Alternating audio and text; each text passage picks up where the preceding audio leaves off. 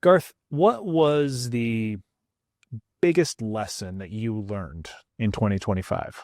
Maybe patience.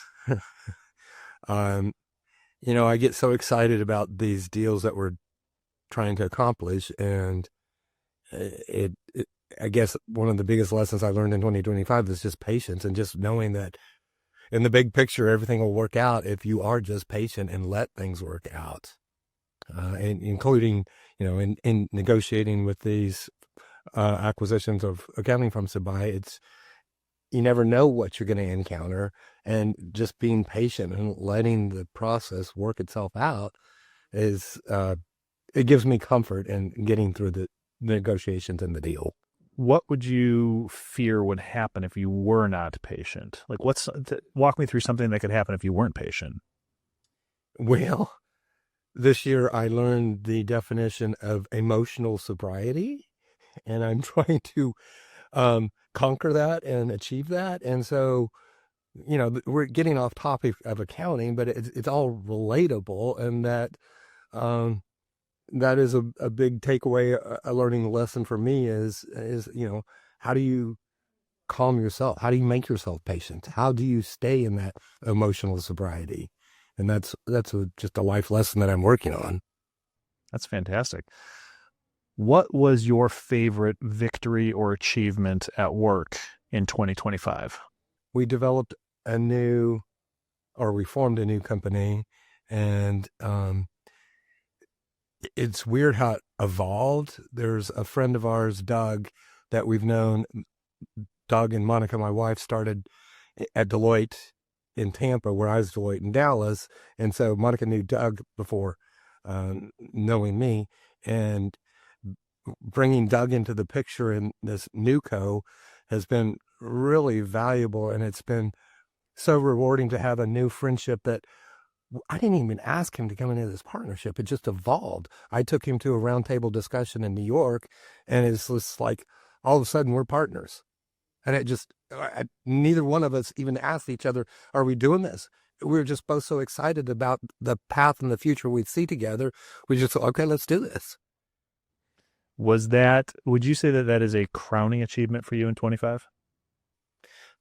That was the start of it. So forming that relationship with Doug and just having that mutual understanding and that mutual goal of this is what we want to do and this is why and what we want to achieve in the next 3 to 5 years. That that it was a huge win for 2025, and for the future.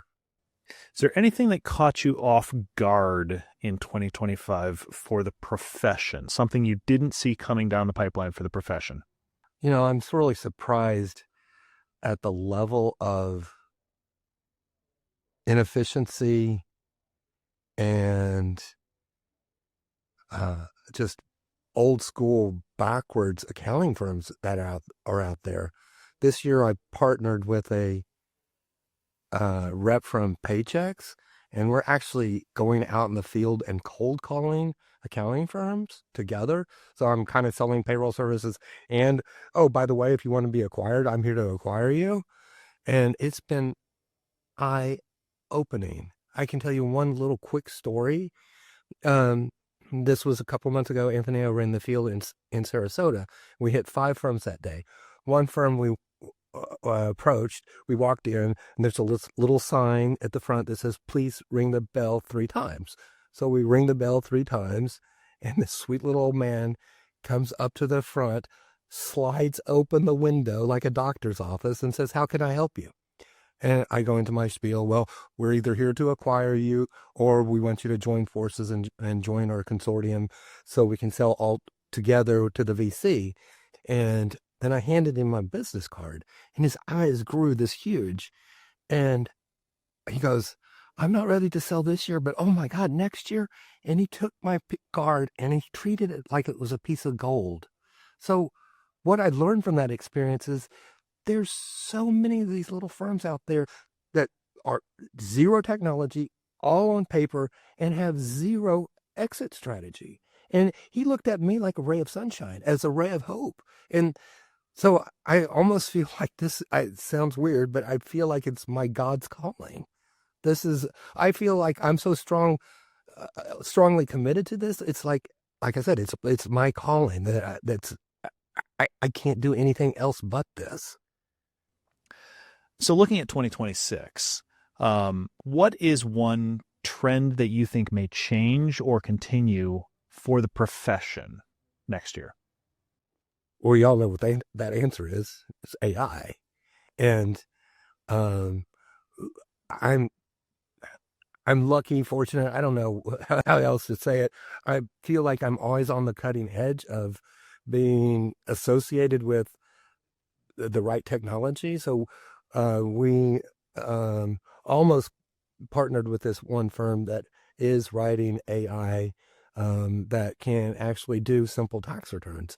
So I on all of our acquisitions, our processes that we identify one or two key employees.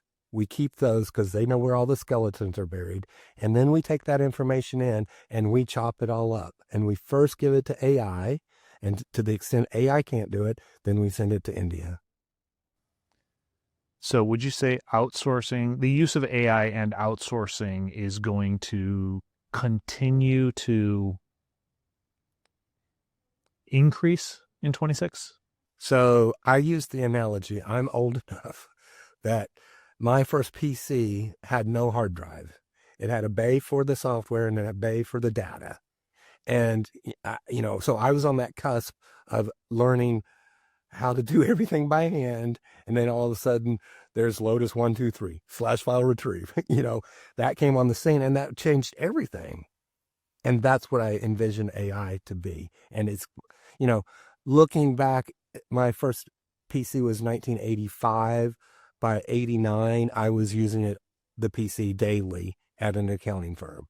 So 4 years or less in adoption. So I think AI is going to probably be totally adopted in 2 years.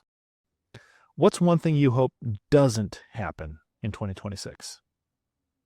I hope that the pool of acquisitions does not dry up. I don't see that happening at all. I can't really think of anything detrimental in 2026 that I'm worried about.